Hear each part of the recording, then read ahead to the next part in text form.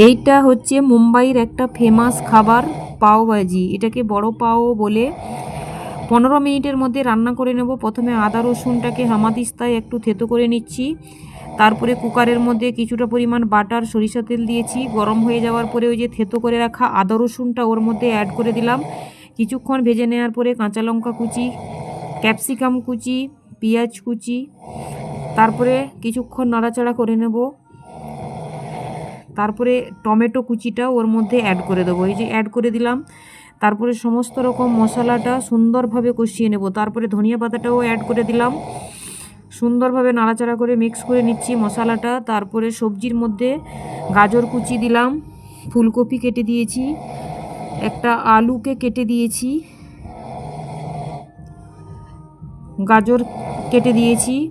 বেশি কিছু সবজি লাগে না এর মধ্যে, বিনস কিছুটা কেটে দিয়েছি।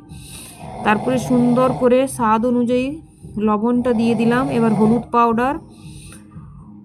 এবার সুন্দর করে খুন্তির সাহায্যে মিক্স করে নিচ্ছি সবজিগুলোকে সব। এবার মেন যেটা হচ্ছে পাওভাজি মশলা, ওইটাকে অ্যাড করলাম। তারপরে জল দিয়ে কুকারের ঢাকন বন্ধ করে সিটি লাগিয়ে নেব।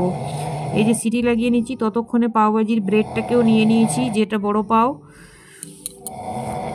আর এদিকে কুকারের ঢাকন খুলে গেছে, তাই একটা ম্যাশারের সাহায্যে সুন্দর করে সবজিগুলোকে সব মিক্স করে নিচ্ছি। আর একটা তড়কা লাগাবো উপর থেকে টেস্টটাকে আরও বাড়ানোর জন্য। ঘি নিয়েছি, কাশ্মীরি লঙ্কা পাউডার আর কস্তুরি মেথি উপর থেকে দিয়ে দিলাম। এবার এদিকে একটা তাওয়া বসিয়েছি, ওখানে বাটার দিয়েছি, পাওভাজি মশলা, কস্তুরি মেথি দিয়েছি। এবার এই ব্রেডগুলোকে সুন্দর করে ভেজে নেব। এই যে ব্রেড দিয়ে দিয়েছি, এবার উল্টে পুল্টে সুন্দর করে ভেজে নিচ্ছি। আর এদিকে আমার তরকারিটাও সম্পূর্ণ রেডি হয়ে গেছে। উপর থেকে আরও চটপটা বানানোর জন্য লেবুর রস অ্যাড করলাম। কতটা লোভনীয় হয়েছে দেখুন, দারুণ লাগে বন্ধুরা, খেতে অসম্ভব।